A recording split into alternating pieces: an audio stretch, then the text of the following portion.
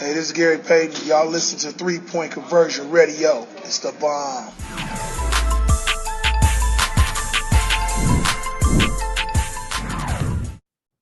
Well, it's the second time this season you guys have really kind of run away and hit in the fourth quarter. You did it in Boston, you did it tonight. What stood out to you about the performance by the team in the fourth quarter? We stayed aggressive. You know, we had a couple of lapses, especially during the first half where, you know, we just got a little messy on both ends, turning the ball over, letting them get out in transition, get a couple buckets. You know, we stayed resilient.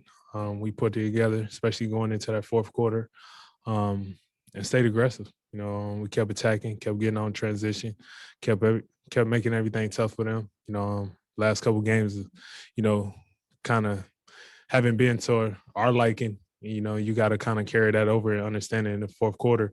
We don't want that same outcome. So, you know, we stayed aggressive. DeMar, the rotation changed a little bit tonight when you're playing with Boots. What do you see in that? You know, what are you trying to do maybe to help get him going? You know, just trying to get some easy things for him. I mean, he got a lot of easy shots. You know, we just encourage him to still shoot it. I don't care if he missed 50 shots. You know, just him getting that rhythm, getting them shots, and us just finding a rhythm overall. You know, just understanding where we're going to get our shots from, where our shots can come from. Us moving, us trying to generate easier shots for one another, not make it so tough. So, you know, just trying to get a better feel for that. What does that say about him? He struggles all night with a shot, man. He can come in and hit a big three, get a couple big baskets late.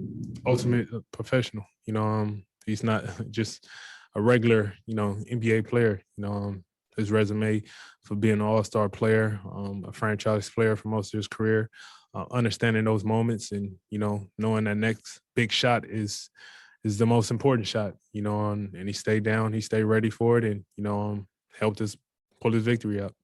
You're on record a couple times complimenting Io from training camp dating back to the early part of the season.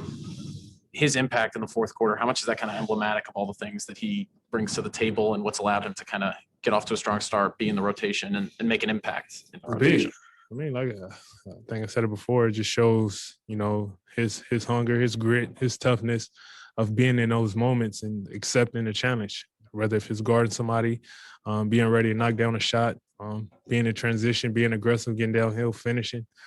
He do a lot of things that, you know, you don't see in a lot of young guys in their first year. And, you know, it makes it even sweeter, you know, being home for him.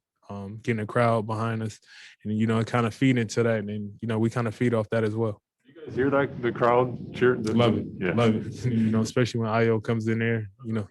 No, yeah. You definitely feel it. You know, if he sneezes out there, the crowd will get excited. So you definitely got to feed off it.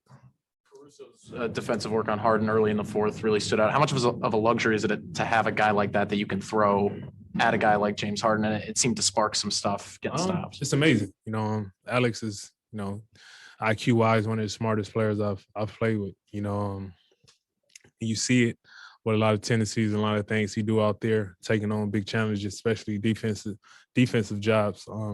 Of him just understanding, you know, how to, you know, make it tough on players. You know, it's hard to stop a lot of these guys in this lead, and just to kind of, you know, give different looks down the floor. Alex showed that tonight.